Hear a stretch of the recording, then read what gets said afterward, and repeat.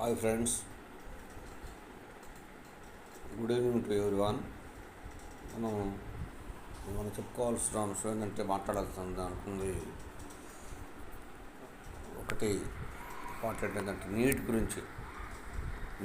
NEET exam గురించి మాట్లాడదాం అనుకుంటున్నాను. నీట్ ఎగ్జామ్లో వాళ్ళు ఏం చెప్తున్నారంటే ఏదో సంథింగ్ ఒక రాష్ట్రంలో ఒకే గదిలో రాసినటువంటి 720 మందికి 720 మార్కులు వచ్చినాయంట. In one room, those who are writing the 720 students each one got the 720 marks. So out of 720 marks they got. How it is possible? This is 100% fraud.